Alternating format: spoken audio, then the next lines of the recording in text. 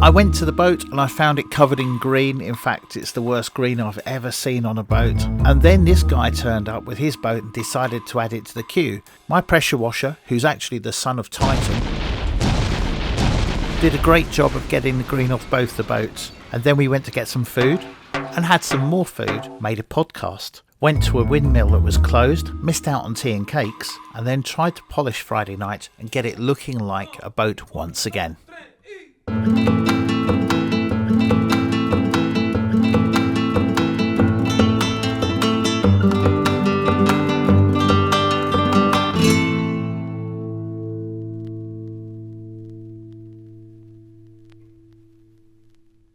After weeks and weeks of solid rain, it was time to brave the flooding and go to the marina to have a look at Friday night. I was amazed to find her looking grubby and unloved. So down at the marina today, and the plan is, of course, get this thing somewhat clean. And the only way I'm going to do that is use a tool, and that tool is the son of Titan. Okay, I do find it one of the funniest things on the internet at the moment is this affair between a man and his vacuum cleaner. But all hail the Crobots, we absolutely love you and love your channel. But right now it was time to get on and try and get this boat clean. Yuck. And at this point something really weird happened. It's just like when you put the kettle on and everybody knows you're making a cup of coffee. This boat suddenly turned up.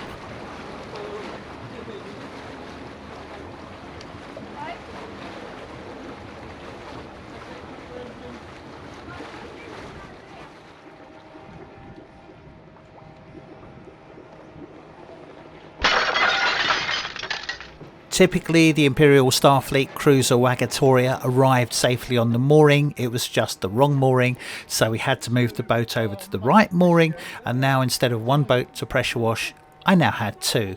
It was going to be a long, cold and wet day.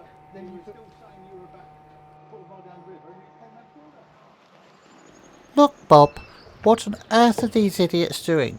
Well, I've got to be honest here, I don't know, but I agree with you. Let's get the hell out of here. Hey, I need a drink of water.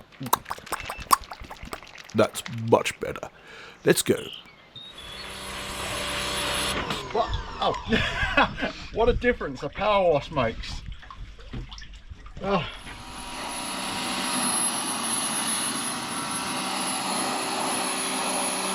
What an absolute difference. It's like clean. I have spotted a bit of green on the top of your canopy. Okay. Right at the back. Too many blooming hours later.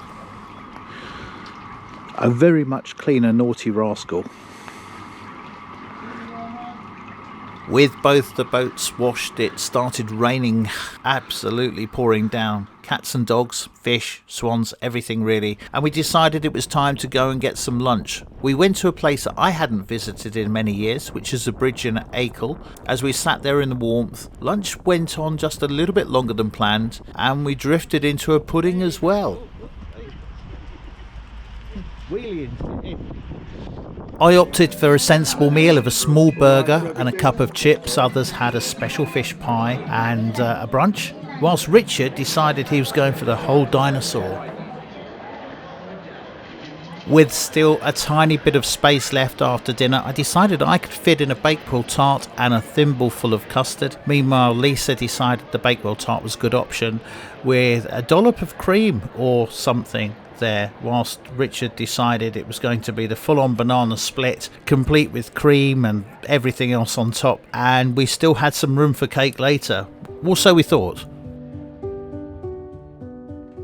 After dinner, we thought we'd take a little drive up to this wind pump, which is owned by a big organisation now. So this footage is taken from the public road and just zoomed in a little because we can no longer use the footage that we film on the site. And the reason for that being is because of bylaws that are in place and contractual image rights. So we found it to be closed actually, so we couldn't get cake and tea. So we headed back to the marina. And it was getting pretty late at this point in time, so we thought we'd have a bottle of Prosecco and make a podcast. Then we we went from there to Horsey Wind Pump. Horsey Wind Pump. And we went now on the Proviso, we're going to do cake and coffee. cake and coffee. And as we pulled in, it said what on the Open. open. Yes. In the time it took me to park the car, And pay £4. put £4, and walk to the shed where the sign changed from open to Closed. No, but they did say open from 11 till 3. And it was about 5 to 3. I mean, I know I just Because think... we stood there under the shelter. We could hear and them. We could hear people inside. So we knew they'd only just shut. Yeah, it's like Shut up shop. it's like they're outside. Keep quiet. Don't say anything. Hide under the sofa so they Yeah. can't see if they look in the window. And then the phone pinged. They're like, "Oh, phone's just pinged. They know we're in here." You can hear them inside scratching around. Going, shh! Don't say anything. That's a word. We could have said, can we have us some cake for takeout? They'll be gone soon. But lucky you got some cake from the. Yes, so I brought cake. So we're going to... We went to the shop, didn't we? Yeah. Do cake. We're going to do take. You're going to bring your sandwich. You're going to do sandwich toasting around here, or are you No, going to go? I don't know what we're going to do yet because our sandwich toaster is embarrassingly cheap. Yeah, listen. As the conversation turned into the dynamics and physics of sandwich toasters and other things, it was time to turn in because the following morning, the fleet starship SS Waggatoria was due to return back to its own mooring.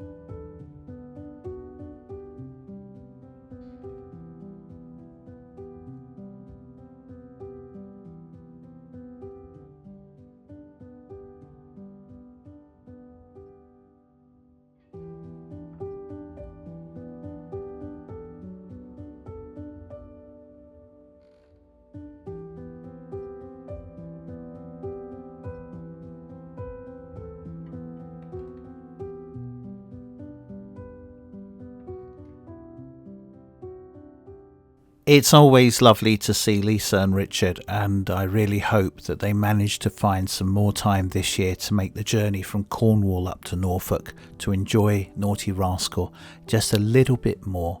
But the wind speed was forecast to pick up, and I was concerned that they may have a problem mooring up.